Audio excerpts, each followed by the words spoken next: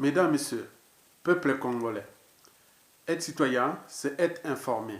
Et pourquoi? Parce que l'ignorance est la pire des souffrances. Le savoir et la connaissance vous libèrent. Pour info, être citoyen, c'est d'agir en permanence. Et pourquoi? Parce qu'aucune cause n'est perdue d'avance. Et surtout quand elle est digne, juste, noble, légitime et voire civilisationnelle.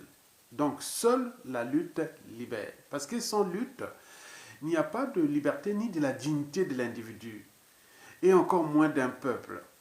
Sans lutte, il n'y a pas de respect du but même de la condition humaine, sociale et existentielle de l'individu, et encore moins d'un peuple. Sans lutte, il n'y a pas de justice rendue à l'individu, et encore moins à un peuple. Sans lutte, il n'y a pas de paix, ni de progrès des peuples. Donc, seule la lutte libère. Ceci dit, pourquoi et comment Denis Sassou Nguesso a-t-il pourri la tête des Congolais? D'abord, pourquoi Denis Sassou Nguesso a-t-il pourri la tête des Congolais? C'est pas sorcier. Si vous allez par exemple à la pêche et des retours de la pêche, vous pouvez vous-même le constater que si les poissons sont pourris ou non. Il suffit d'écarter les branchies. Vous pouvez faire la même expérience quand vous allez au marché. Vous écartez les branchies des poissons. Si vous voyez qu'ils sont rouges, c'est que c'est bon. Le poisson, c'est du frais. Il est bon. Il n'est pas pourri. Mais par contre, quand les branchies deviennent violettes et plus en plus violettes, là, c'est pourri. Or, les branchies, c'est où? C'est dans la tête du poisson. Donc, le poisson pourrit toujours par la tête. Et c'est à l'origine, d'ailleurs, du fameux proverbe chinois. Je cite, dans toute organisation, qu'elle soit État, entreprise ou association, lorsqu'il y a un dysfonctionnement, c'est celui qui a la tête qui en est responsable. Et pourquoi? Parce que le poisson pourrit toujours par la tête. Alors, qui est à la tête du Congo? C'est tout justement M. Denis Sassou Nguesso. Comme sa tête est pourrie, la suite est logique. En effet, Denis Sassou Nguesso a pourri la tête des Congolais. Eh bien oui. D'abord, au point de vue du droit, c'est ce qu'on appelle la chaîne de responsabilité politique, administrative et pénale. Puisque chez nous, c'est tout est par association ou non.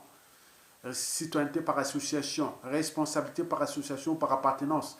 Si un tel individu d'une tribu est idiot, donc toute cette tribu est idiote. Si un tel individu est voleur, tous les membres de cette famille ou de cette tribu sont des voleurs. Non, non, c'est pas ça. La responsabilité est individuelle. Chacun commet ses actes, il doit répondre de ses actes. Chacun doit répondre de ses actes. Donc, là, c'est ce qu'on appelle, en termes de droit, bien entendu, la responsabilité politique, administrative et pénale individuelle. Donc, faites vous-même l'expérience pour voir quand vous laissez quelqu'un de type Sassou Nguesso qui la tête est pourrie ou la suite est logique puisqu'il a la tête de ce pays. Comme dans toute organisation, qu'elle soit État, entreprise ou association, quand il y a un dysfonctionnement, celui qui a la tête qui en est responsable. Donc, nous, on connaît bien la personnalité profonde du dictateur Denis Sassou Nguesso au regard des crimes multiformes et multidimensionnels qu'il a commis dans ce pays. Donc on connaît comment il se comporte contre notre pays et contre nous Congolais. Faites vous-même l'expérience. C'est comme si vous laissez la garde de votre maison à un voleur, ou donnez les clés de votre maison à un voleur. La suite est logique. Ou vous laissez garder votre poulailler à un renard. La suite est logique. C'est comme si vous laissez la garde de vos enfants à un pédophile. La suite est logique. Donc on peut en multiplier les exemples. Mesdames, Messieurs, peuple congolais, nous le savions tous, la personnalité profonde du dictateur Sassou Nguesso au regard des crimes multiformes et multidimensionnels qu'il a commis contre nous, peuple congolais et notre pays. Par conséquent, tout ce qui est de liberticide, d'antidémocratique, d'antisocial, de criminogène et d'immoralité structurée et organisée dans ces pays est logique. Puisque le poisson pourrit toujours par la tête. Et donc, ce qui se passe dans notre pays est encouragé par celui-là qui est la tête de ce pays. Vous savez qu'au Japon, quand vous volez l'argent public ou les biens publics, on vous coupe les bras. En Chine, on vous tue. En Italie, on vous fout en prison pour des années. Et on peut multiplier ça comme ça. Mais nous, on est tranquille. Que vous volez ou pas, c'est pareil. Donc alors, vol, puisque c'est pareil. C'est comme la vérité et le mensonge. Pour eux, c'est pareil. Que ce soit la vérité ou le mensonge, pour eux, c'est pareil. Donc tu peux mentir, c'est comme si tu dis la vérité. Donc quand vous vivez dans ces sociétés comme ça, bon, on voit la suite est logique, puisque la tête est pourrie, donc tout est pourri. On est bien d'accord. Les poissons pourris toujours par la tête. Donc à la tête de ce pays, Sassou Nguesso, sa tête est pourrie, dont on connaît déjà ce que je vous ai précité. Donc on connaît bien la situation du pays. Un pays où on a brisé des millions de vies en toute impunité. Personne n'a réagi. Un pays où on l'a surendetté pour rien et les voleurs sont en liberté. Et un pays qui a ruiné des trucs qui devient une poudrière et personne ne peut prendre ses responsabilités. Donc vous avez tout compris, mesdames, messieurs, peuple congolais. Alors, comment Denis Sassou Nguesso a-t-il pourri la tête des Congolais?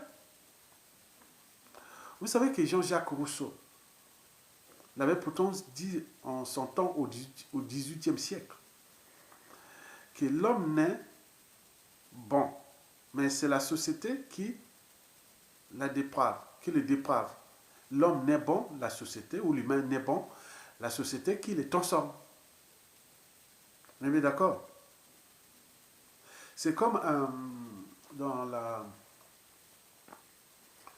formation, dans la différenciation des sexes, homme ou femme, pour nous humains, il y a un stade indifférencié en termes de biologie du développement que j'ai étudié. Bon, en biologie du développement, pour ceux qui font la biologie, ça se fait, on vous explique ça à partir de deuxième ou troisième année, deuxième année ou première année ou deuxième année universitaire. Bon, biologie du développement. Quand il y a un stade d'abord indifférencié, où on ne sait pas il va être l'homme et femme et autres. Donc ça va demander beaucoup de facteurs, et surtout hormonal et tout compagnie. Vous avez tout compris, même génétique, lié au chromosome X, donc on le sait, qui porte le sexe, quoi, qui définit le sexe, c'est le chromosome X. Et donc, vous avez tout compris. Donc moi, je voulais seulement vous dire là que, en termes de transformation, Sassou Nguesso, déjà en ses 24 ans, après son coup d'État sanglant, quand il est revenu au pouvoir en 1997, il est toujours là, mais depuis 24 ans, il a fabriqué aujourd'hui des individus congolais qui majoritairement sont devenus des ignorants, des voleurs et des assassins. Mais ce sont ces individus-là que nous allons voir à la tête de notre pays aux environs 2030-2040. Parce que ces individus auront quel âge? En 2040, beaucoup auront à la quarantaine. 2050, on retourne à la cinquantaine. Voilà, donc vous vous imaginez. Donc ce sont ces individus-là qui s'assoient à fabriquer. Donc Jean-Jacques Rousseau disait que l'homme n'est bon, l'humain n'est bon, mais c'est la société qui la déprave. Mais n'oublions pas que la conscience de l'individu n'est que le reflet de la société d'appartenance. C'est-à-dire, l'individu peut être conditionné. On tenait conditionné, ce qu'on appelle en biologie les réflexes conditionnels. L'expérience de Pavlov, vous les connaissez. Mesdames et messieurs, peuple congolais, Denis Sassou Nguesso a mis tout son cœur pour détruire ce peuple et ce pays. Ça, on le sait. Denis Sassou Nguesso a des moyens de pression antisocial et criminogène qu'il exerce contre nous, peuple congolais, on le sait. Ces moyens dont il dispose de l'État congolais, il a pu quand même, en toute impunité, hein, il est là puisqu'il est là. Il a individuellement et collectivement conditionné les Congolais, hein, donc individuellement, collectivement, nous sommes entraînés, hein, d'autres conditionnés, et n'oublions pas ceux qui sont sous emprise de la bêtise, de la médiocrité, de la honte, de l'indignité, de l'immoralité et du déshonneur. Mesdames, Messieurs, peuple congolais, je vous informe que dans la vie, quand on a tout gagné ou perdu, il faut toujours avoir à l'esprit comment protéger et défendre la raison, sa liberté, sa dignité et sa conscience. Sans ces éléments-là, l'individu est vidé de tout sens d'humanité. C'est-à-dire qu'il a perdu son esprit, son âme et sa conscience. Ce que nous appelons chez nous Kimutu, Bomotu. Quand vous n'avez plus ça, civils, politiques et militaires au Congo, devant Sassou Nguesso, sont devenus tous des esclaves, des indigènes et des esclaves de Sassou Nguesso. Il faut les reconnaître. Il faut les reconnaître.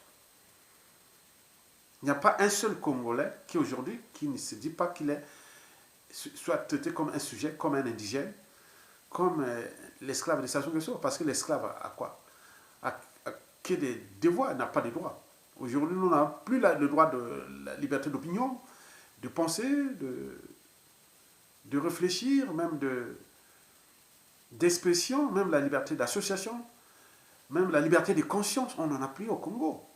Et même la liberté de mobilité, hein? Donc c'est-à-dire bouger dans tous les pays sans avoir des soucis, même à aller et rentrer dans son pays. Et beaucoup ont été privés de citoyenneté, par exemple les passeports et tout compagnie. Donc là, il faut se dire qu'en tant que Congolais, en mon âme et conscience, nous sommes devenus des indigènes, des esclaves de Sassou Nguesso. Ça, c'est sûr et certain. Mais il en abuse parce qu'il a les moyens de l'État. Et donc, il en a abusé de ces moyens-là contre nous, peuple congolais, contre notre langue. On abîme notre cerveau. Le cerveau des Congolais est abîmé. Et donc, les Congolais, aujourd'hui, quand je pense toujours aux Congolais, je dis non, mais comment Sassou Nguesso a-t-il pu nous transformer en indigènes ou en esclaves? C'est visible, on le voit. Il a rendu les Congolais inertes ou impuissants à leur souffrance. C'est ce que nous vivons au Congo. C'est pas quel peuple peut accepter ça. C'est inacceptable, c'est intolérable, c'est inadmissible. Jamais. Il y a dictateurs et dictateurs. Mais les dictateurs ont porté quand même les conditions de vie à leur peuple. Là, on a tiré vers le bas. Les Congolais sont dans le sous-sol, sont devenus des rats, des cafards. Mais personne n'a réagi. Donc, vous avez tout compris. Donc, on peut parler là des néocolonialistes ou des néo-esclavagistes entre noirs. au regard du caractère tyrannique de ce régime qui ne cesse d'humilier les Congolais et qui les a transformés en ignorants, en voleurs et assassins. Mesdames et messieurs, peuple congolais, les dangers de ce pourrissement, ou du pourrissement de la tête de tous ces Congolais, se situe à un niveau. Le mal est fait, ça c'est sûr et certain. Ce que ça soit fait contre ce peuple-là, depuis 1997 jusqu'à nos jours, on ne veut pas, on peut ajouter des crimes aux crimes, l'injustice à l'injustice, l'oppression à l'oppression, la barbarie à la barbarie, la terreur à la terreur, les violences à la violence, les arrestations aux arrestations, les essais de torture et tout, compagnie, on peut en ajouter. Il y a eu beaucoup de cas, il y a beaucoup de morts. Les gens sont morts, les gens vont encore mourir. Mais il est là en toute impunité, en toute liberté d'action. Ce qui fait que notre pays est devenu d'un côté une prison à ciel ouvert et de l'autre côté un camp de concentration de type nazi. Donc, le caractère sacré de la vie humaine au Congo n'a plus de sens. Ni la liberté, la dignité et autres, je vous l'ai dit. Donc nous sommes là dans un camp de concentration et qui a caractère d'une prison à ciel ouvert. Et donc nous sommes là. Il faut se le dire. Il faut que les uns et les autres en prennent conscience de ça, du danger qui arrive. Le danger se situe au niveau de repères. Vous savez que historiquement et jusqu'à nos jours, chaque individu, chaque famille, chaque société a besoin de repères. Les repères historiques et factuels aussi. On a besoin des repères. Les repères peuvent être repères intellectuels, politiques, social, culturel et autres. On a besoin de dire, ah, tiens, telle personne me représente, donc quand je me réveille le matin, j'ai besoin d'entendre cette personne parce que c'est le sens de ce que je veux de ma société, de ma vie ou des choses comme ça. On a besoin de ces repères. Or, depuis 24 ans déjà, Denis Sassou Nguesso a fabriqué dans ce pays des ignorants, des voleurs et des assassins. Je voulais dire que cette génération, aujourd'hui, a moins de 30 ans. Quand il a fait le coup d'État, ceux qui avaient déjà l'âge de la raison, c'est-à-dire ceux qui étaient nés en 1990, il a fait le coup d'État, les jeunes avaient déjà 7 ans, donc il avait atteint l'âge de la raison. Et ces jeunes aujourd'hui ont quel âge? Aujourd'hui, ils ont 31 ans. Et d'ici 2050, ils auront quel âge? Donc, vous avez tout compris. Donc, ce sont des gens qui seront aux activités politiques, économiques et autres de ce pays. Celui-là a fabriqué ces gens-là. Et donc, les repères ne sont pas bons. Ils ne sont pas bons. Parce que là, les repères de cette génération, ce sera que ceux-là qui pensent à Sasuke, quand on voit ce que ça soit fait dans ce pays, en termes de crimes, d'assassinats, de vols, de ceci, certains trouvent ça normal, alors que c'est anormal. Et il y a des choses qui se passent dans ce pays, certains trouvent ça logique, alors que c'est illogique. Donc vous voyez quel individu ça soit fabriqué dans ce pays. Et ça soit fait du mal à ce pays, bien sûr. Par conséquent, le risque que cela puisse se répéter sur d'autres victimes est élevé. Le risque que ça soit fait là, où les gens sont comme vaccinés, tenez conditionné. Il faut voir ce qui est dans la tête des gens. Il faut aller voir, il faut demander les psychologues, les psychiatres, les psychanalystes et tout ça, ils vous disent ce qui est dans la tête. Chaque jour, les enfants voient la violence, beaucoup de choses comme ça, ça transforme. C'est comme un père qui bat sa femme devant ses enfants. Il apprend la violence à ses enfants. Ses enfants deviendront un jour des adultes. Tiens, ça recommence sur d'autres victimes. Ce qu'on appelle le cycle de la violence ou la violence conjugale. Un père qui bat sa femme devant ses enfants apprend la violence à ces derniers. Ces enfants, un jour, deviendront des adultes. Et tiens, ça recommence sur d'autres victimes. On peut aussi on prend aussi l'exemple des dictateurs. Un dictateur qui fait le mal à son peuple apprend à des individus le mal. Certains de ces individus seront un jour au pouvoir. Tiens, ça recommence sur d'autres victimes. C'est ce qu'on appelle le cycle de la tyrannie des instincts politiques. Mesdames, Messieurs, peuple congolais, pour terminer, le préalable de reformer les Congolais, ou le Congolais de demain, c'est d'abord Denis Sassou Nguesso dégage. Il faut que Sassou Nguesso dégage, ça c'est la priorité. Il faut qu'il dégage. Pour que nous puissions sauver d'abord ce peuple, puis ce pays. Donc, l'enjeu de Sassou Nguesso dégage est aussi, devient vital, parce qu'il a abîmé ce cerveau-là. Je vous informe, au départ, quand je faisais les vidéos, au 2015, certains au pays ou autres me demandaient pourquoi tu fais ces vidéos. Je me suis dit non, c'est un outil de communication pour faire passer le message, pour changer la société. Il dit ah oui, mais votre YouTube, mais alors, tu regardes la télé? Oui, je regarde la télé, mais c'est comme la télé. Mais sauf que la télé de Sassou, vous abîmez votre cerveau. Mais là, on train de soigner votre cerveau. Donc, si vous voulez soigner votre cerveau, venez ici, il faut parler dans les médias et réseaux de Sassou Nguesso. C'était alors compris par la suite. Parce que tout ce qu'on disait des indicateurs macroéconomiques, de la situation depuis 2015, 2016, 2017, 2018, on l'a vérifié. Beaucoup de ces gens qu'on envoyait même dans les médias et réseaux sociaux qui étaient au pays ont perdu la vie. Ou Tchaka a perdu les membres de la famille, nous allons en perdre beaucoup.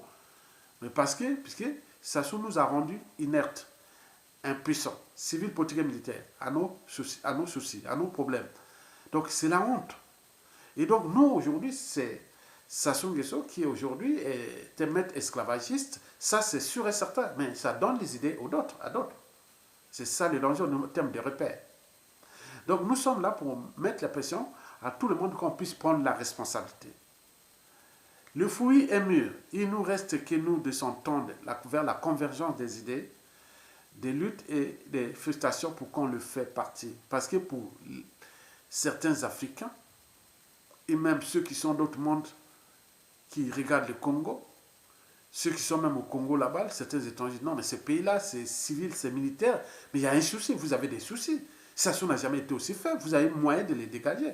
Mais au lieu de vous s'entendre, vous êtes en train de vous diviser, Est-ce que vous allez réussir un combat en se divisant? Non, il faut chercher les stratégies sur un groupe d'individus qui ont la même mission que de dégager les sens civils, politiques et militaires du nord au sud et de l'est à l'ouest. On n'a pas besoin de tout le monde.